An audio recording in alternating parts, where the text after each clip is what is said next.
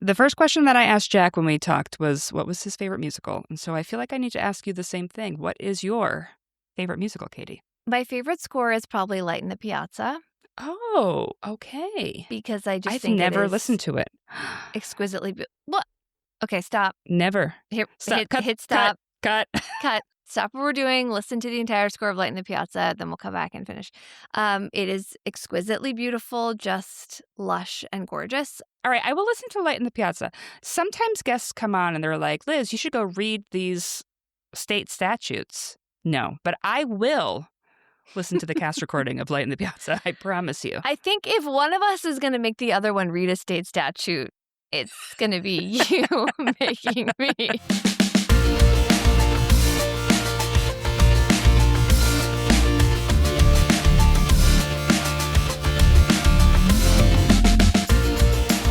You're listening to New Hampshire Has Issues, and I am your host, Liz Canada, bringing you an episode that is maybe a little bit out of the ordinary. A year ago, I was talking with Katie, who you just heard, about how her son was raising money for endangered animals. And I said, if I'm still doing my podcast in a year, I would love to have Jack on if he is still fundraising.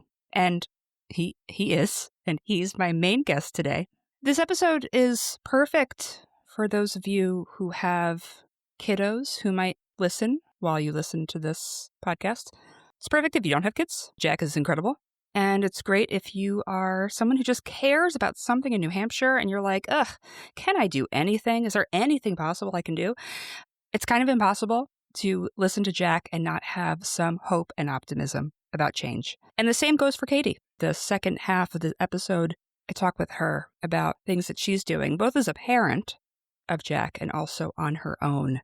This was the first year that she went to the New Hampshire State House and spoke at a public hearing. And so we talk about that experience that she had. So this is when I tell you that if you would like to support the show, you can become a monthly subscriber at patreon.com/nhasissues.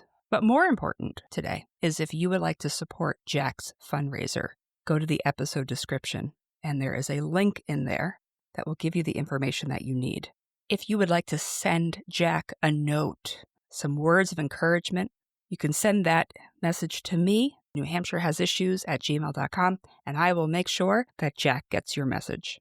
Thank you for listening. All right, Jack, welcome to New Hampshire Has Issues. I know that you are a youth advocate, but how young are we talking? What grade are you in? I'm in third grade. Oh my God, you're in third grade. My full-time job, my regular day job, I have a role and it's called an advocacy director. And my job is to help people to advocate for things that they care about. I'm always curious what inspires people to want to make a change and to advocate. And I know that for the past few years, you've been advocating for, I believe, endangered animals. Does that sound right? Does that sound like you? Yes. Is exactly what's been happening. That's exactly. Okay, so tell me what it is that you do. Talk to me about what your advocacy looks like. Well, it's always 1 week in this month, the month of May, where my mom will take videos of me like sharing facts about the animal, and then they will be posted on Instagram. And then on the Saturday of the week, we will have a bake sale as pretty much like the final raising of money. And sometimes we'll like take them out to Swayze Parkway and like walk around and see if we can find anyone there who wants to buy. In these Instagram videos that you're making, you're giving information about the animal that you're raising money for. Is that right? Yes. What are the types of things that you cover in these videos? Like, what's the kind of facts and information that you're sharing? It feels like the most interesting facts that people would most likely not know, which would make people want to dig deeper and learn more about this animal.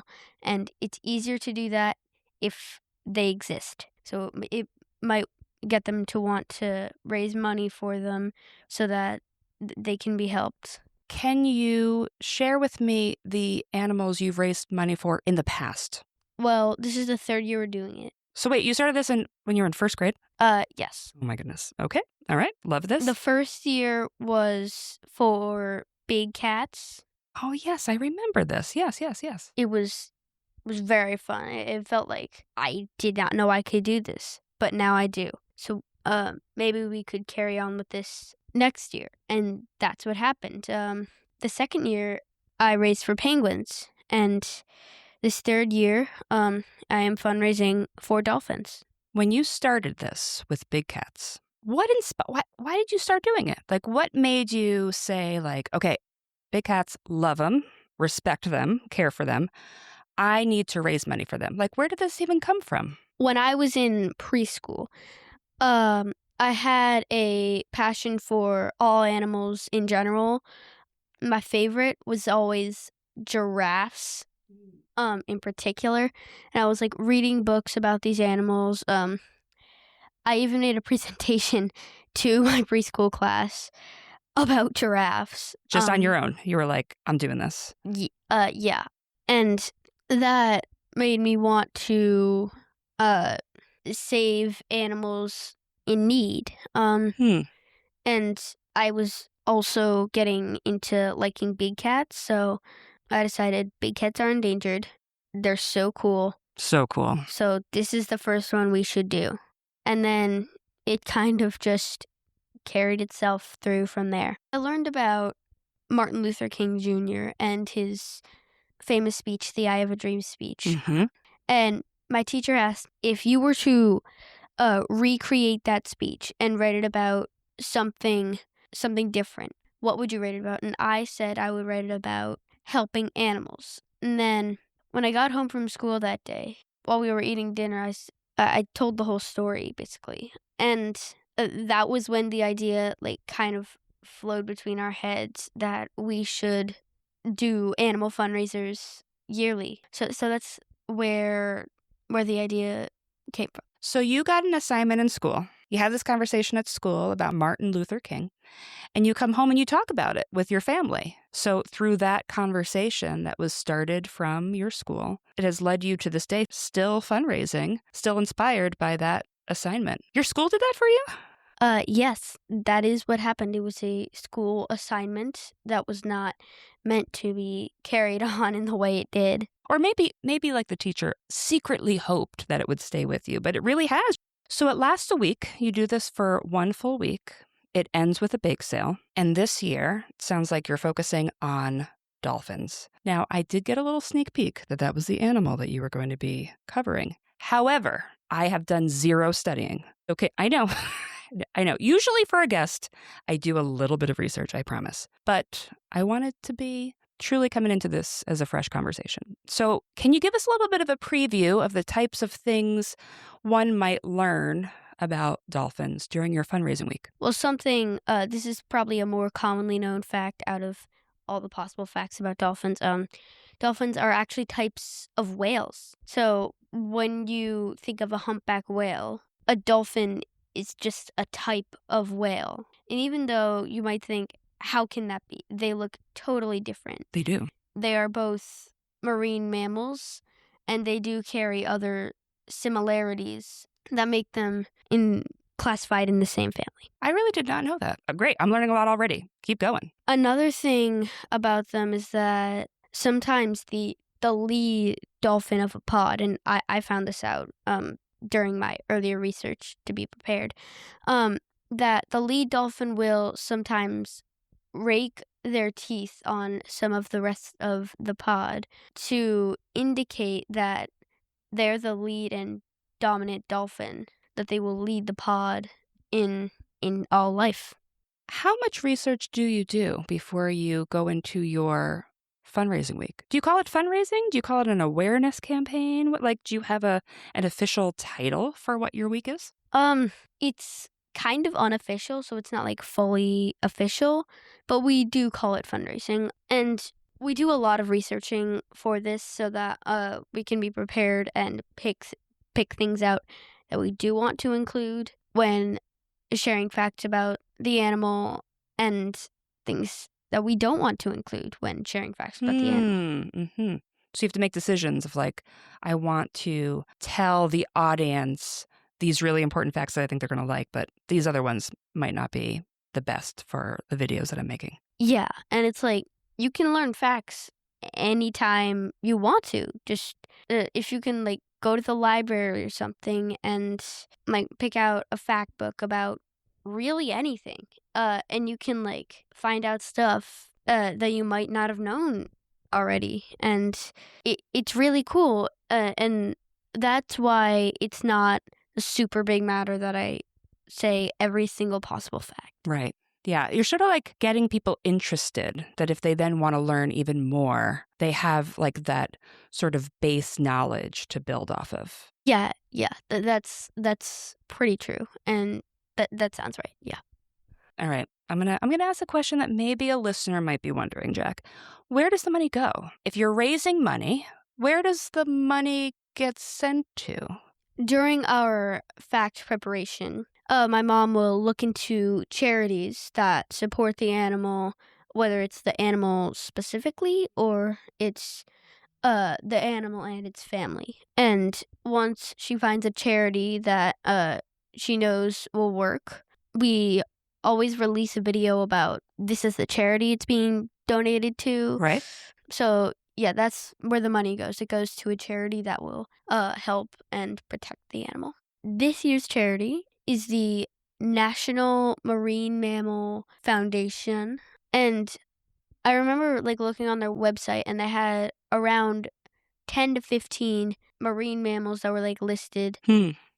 These are the ones that we definitely want to protect, including the Amazon River dolphin and the Atlantic humpback dolphin. Okay, I didn't even know that there were multiple types of dolphins, if I'm going to be honest. This is all new information. Do you have a fundraising goal? Sometimes when people do fundraisers, they say, I want to raise this amount of money. Or are you just thinking, I want to just raise what I can raise?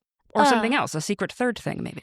Yeah, it was something that is actually not what you mentioned. I was feeling like personal goals. And it's like, I think the second year we did not beat the personal goal of big cats, but we still raised a lot of money. So what I want to do is just beat the personal best. Do you want to share what your personal best is? You don't have to. You can keep it secret. I don't know what the personal best is off the top of my head. We might be getting some notes from the side of the room. Hard to say. It is somewhere around $2,000. Wow. Okay, that's a really good personal best, Jack. You're in third grade. You've already raised literally thousands of dollars for animals in past years. And so you're hoping to beat that this year.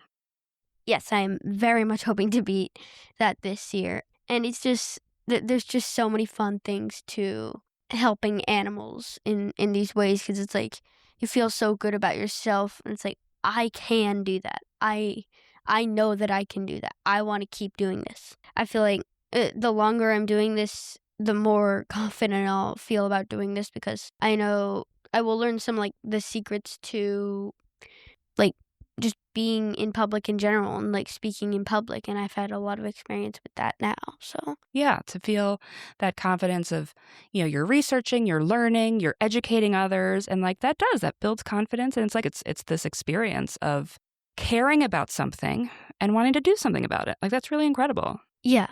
I feel so good about doing that as well.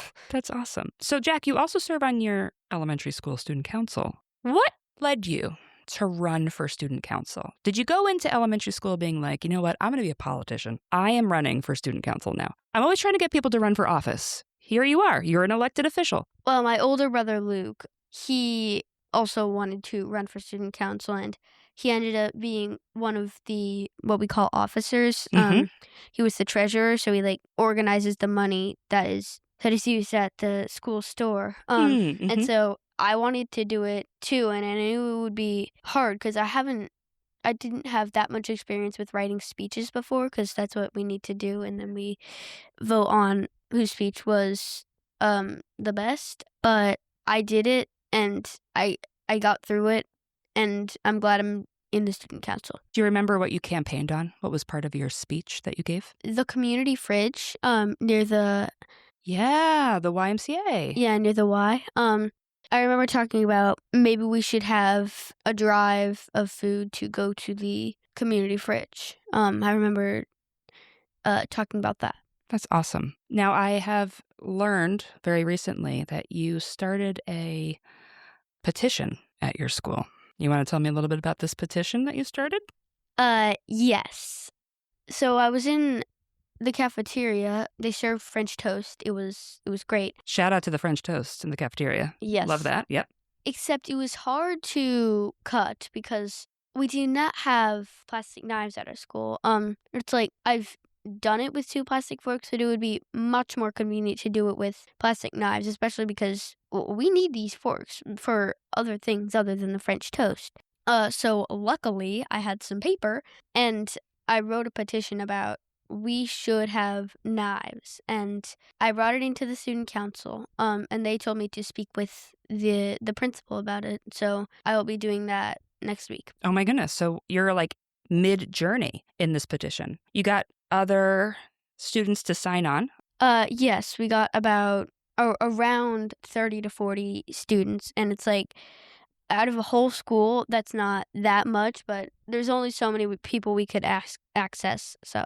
Jack, that's a lot of students that you got sign-ons for. Let me just be really clear that when we have citizens petitions in town where you can literally get something on the ballot that you care about if you get enough signatures, it's somewhere around that number, I'm pretty sure, maybe even fewer. So like you did as much work as folks do to change something in Exeter in general. You did it right there in your own elementary school. So I hope you will keep me posted on what happens if you get the knives for the French toast. Will you follow up with me? Yes, I definitely will the moment that I can. Yes. Thank you. All right. So a lot of people who listen to my little podcast, they have kids in their lives, whether they're parents themselves or their aunties or whomever they are. And sometimes they listen in the car with their kiddos with them. What is your advice to those kids who might be listening in the back seat or in their house? What's your advice to them on making change and advocating? Like, what would be your recommendation if they care about something, but they've never done any of the things that you just have talked about? The first step to doing that is finding your passion and looking through it and thinking about it. Is there a problem with this? And if there is, what's the problem? And how can it be solved? Once you have the solution, all you have to do is take action and do it. And some people might not feel like, well, I'm just a kid. I don't have the power to do that. You do have the power to do that. You can change something in the world, no matter how small. Jack, thank you so much for being on New Hampshire Has Issues. And I am going to look forward to the videos that will be posted so I can learn more and so that I can also donate to your fundraising week. That would be great. So, Katie, Jack is incredible, by the way. Not sure if you're aware that your child is made him incredible. Myself. You made him yourself. All right, so you're a boy mom. I'm a boy Liz, which can be taken out of context somehow. What are your boy mom secrets? Like, tell me what it's like raising. You have 3 boys. Give me your secrets and hot tips on raising young guys. Well, I would say the biggest surprise has been how naturally sweet they are. Like boys come out sweet and like they love their moms and they're very loving.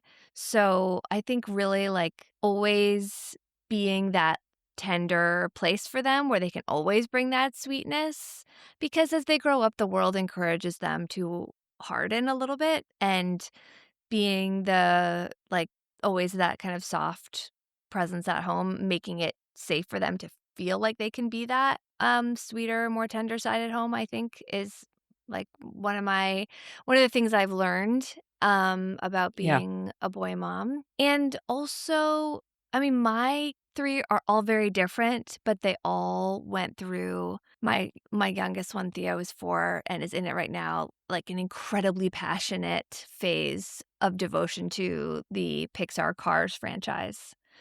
So the second thing I've learned is absolutely everything about Lightning McQueen and all of the Cars movies and Radiator Springs and the Cars cinematic universe.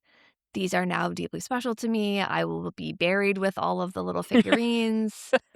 So that is, if you have boys, I suggest, be a soft place for them to land and know everything about Lightning McQueen. 2 easy things to do, I think, as a parent. Perfect. When I talked to Jack, he was very clear that he has your help in this process, right? He's like, Mom helps with finding the right place to, donate to. What's been your experience as mom in this process of supporting him in this journey of raising money and, talking to the general public, putting himself out there and sharing information? What has it been like for you as mom? Jack is my middle son, and he is the most himself of the three, I would say. Has always been unique and really steadfast in the ways in which he marches to his own drummer.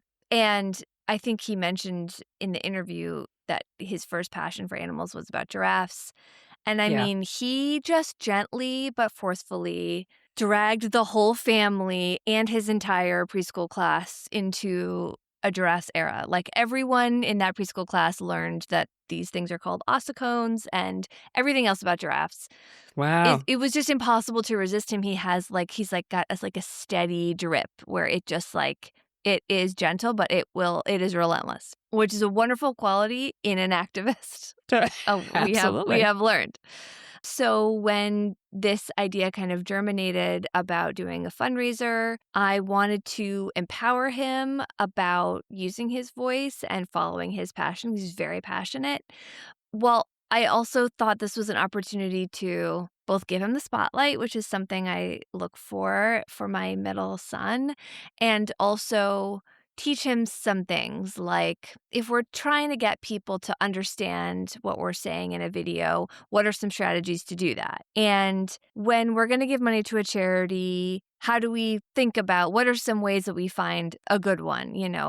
It feels like there are a lot of opportunities built into this to learn together and to teach him. And my main hope was that he would feel empowered and proud, and I think he does. Oh, I think that comes across very clearly that he's super proud of what he's working on. But have there been bumps along the way of doing this type of fundraiser? Yeah. Well, sometimes what we mainly do is make videos sharing facts about the animal, and Right. I post them on Instagram with his permission. So sometimes, he comes up with a fact where I'm like, this is interesting, but it's not really making our case for this animal. So Right. how can we Yeah. think about choosing the facts? I think the biggest bump is just, I cannot control how much people donate. Right. So we put out Yes, a that's video, true. and maybe the first day we get a couple $100 sent to we just do it. They send it to my Venmo, and he's so excited. But then maybe the second day we don't really get much. And he asks, and he's curious about where we are with all of that, and I share it, and I want to share it with him in a way that doesn't make him feel like it's a referendum on that specific video or him that day. Right. But there is a sense in which you open yourself up to being disappointed when you put yourself out there like that. So I would say Totally. that's the trickiest part. And what about the rest of the family? He's got an older brother, he's got a younger brother, he's got a dad. How does Yeah. everybody else get involved or not? It's a different dynamic every year because every year the dynamics between the boys are different. So generally there is some competitiveness about it in the beginning or while we're in the prep phase. But I would say once we're really in the week where we're sharing the videos and making the videos and preparing for the bake sale, everyone kind of gets excited. I mean, Jack you just cannot resist him. Yeah. And Right. so even his older brother, who's now 12, who occasionally has moments of rolling his eyes, if he sees a cool dolphin thing out in the world, he's like, hey, Jack, check out this dolphin thing. Oh, it's so sweet. It affects Yeah. everyone. And Yeah. and his dad especially helps him with the baking for the bake sale. So the whole family ends up being just seduced to the cause. I mean, that's his magic touch. Yeah, it was great chatting with him and hearing from him and hearing the story about student council and going there and, bringing his petition and that he's going to meet with the principal. Has he met with the principal yet? He said he was going to do that this week. He reached out to the principal today and did not hear back. Okay. So little does that principal know that there's going to be a lot of eyes on him now. Well, now it's on the podcast. We are all paying attention. That's right. Now, for sure. That's right. So, Katie, I do want to talk about your own advocacy because I know you as a human. This is the first time you've gone to a public hearing, in New Hampshire at least, and given testimony. And I thought that's very interesting that, I'm going to have Jack on the podcast to talk about his advocacy. And also, like, you have some new advocacy experiences as well. And I'm hoping you just talk about that. Like, why did you do that? Mm-hmm. A lot of the folks who listen to this podcast obviously care about at least one issue. So what was that experience like for you to go to the State House and provide testimony to a committee? Well, I am involved in some local action groups. And one of the groups I'm in, we set a goal that we would try to do this year in 2026. We would try to testify at the State House. And there are no shortage of bills that come before our state representatives that I feel strongly about. And this one in particular was written in such a way that it was claiming that our children are being indoctrinated in our public schools, and we have to stop that. 2 of my children are in public school right now. My 3rd will join public school next year. They are not being indoctrinated. And so I felt strongly that I could speak to this topic. I have friends who could give me a lot of insight about how the process worked, which I thought was really helpful. And I thought, once I do this, I'll be able to demystify it for some of my friends and some people that I know who care about it.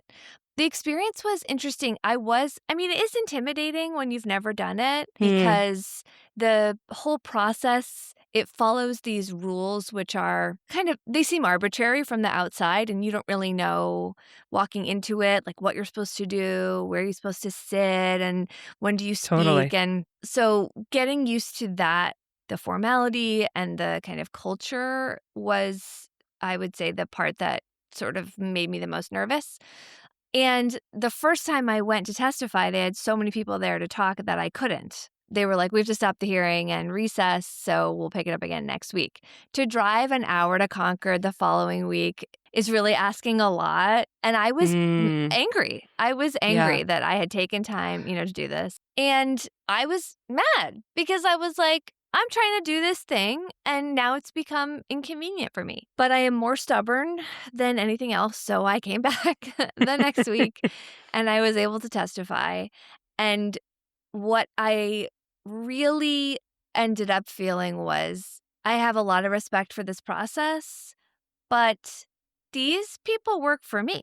So so true. They're not doing me a favor by listening to my 2-minute, statement about this bill. That's what they're supposed to do. And I can show up with all the respect and deference to the offices they hold and the process while still feeling extremely entitled to be there and speak my mind. That is their whole job, to listen to their constituents. Absolutely. I had an episode very early on with leader Alexis Simpson, and we talked about the process of, the legislative process. And every bill gets a hearing in New Hampshire.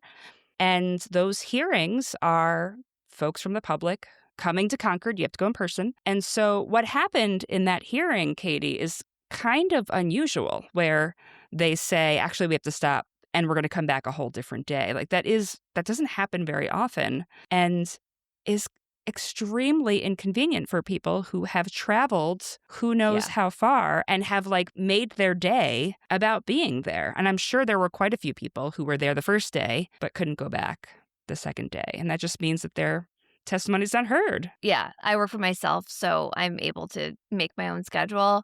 And even just the process of going on a weekday in the morning when the vast majority of people are at a 9-to-5 job, it's not set up to be convenient, but it is doable. And it turns out that's actually not that scary. And something I noticed that I didn't expect was a lot of the people there were clearly experts who all the committee members knew already and already knew what they were going to say about the bills. Oh, interesting. And I thought I was not the only one who was not an expert, but I kind of thought it actually makes it more important to go if you're not an expert. Because I think a lot of people, myself included, have felt like, do I really know enough about this? Do I know everything about this subject to go and testify? Shouldn't this be my life's work before I make my 2-minute statement? And I would argue that many people are not experts who are in even writing this legislation, so don't let that stop you.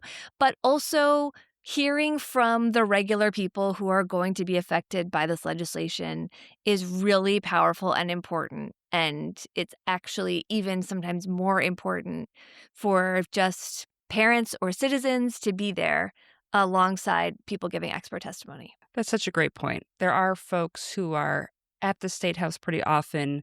They're with organizations, and so the lawmakers know them really well. I'm one of those people. When I walk into many of the committees that I'm in, they know who I am. When they call my name, they know that that's me, right? Like I'm there Sure. somewhat frequently. But folks who aren't there, there's a different reverence to their testimony because they are real life Granite Staters. Like they have taken the time out of their entire day to make that commute, to be there and offer their perspective. And it's not about being an expert. It's about, I care about what happens to this. I want it to become law or I do not want it to become law. And here is why. And that's available for anybody in the public to be able to do. So I'm so glad that you did that. That's a huge deal. Congratulations. I was really glad I did it too. And my deepest hope would be that someone that I have a social relationship in our community who is not a political activist would maybe think, well, I mean, if she can do it, like I could do it. You know, one of the baseball moms or someone I know from the kids' theater group or whatever it is, because that's when the process works best, is when everyone feels like this is my problem, actually. That's exactly right. All right, so I asked Jack what his advice is to other kids.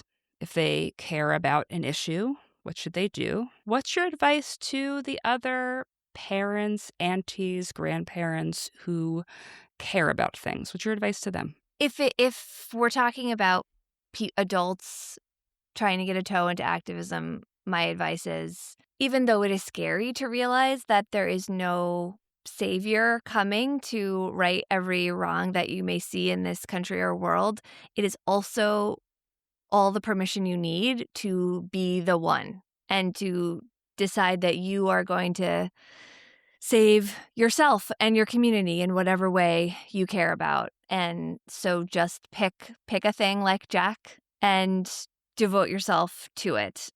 In terms of being a parent or caregiver, I try to lower the barrier of entry for my kids. So I have brought them to a couple of really local protests or community events where I knew pretty well who was going to be there, what the vibe was going to be. I felt really comfortable bringing them.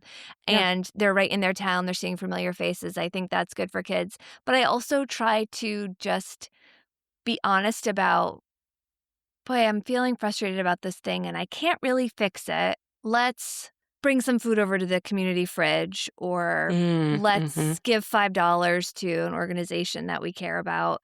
And we won't have solved everything, but we'll have done one thing. And just being transparent about those small actions, I think kids then feel like, okay, this is a doable thing.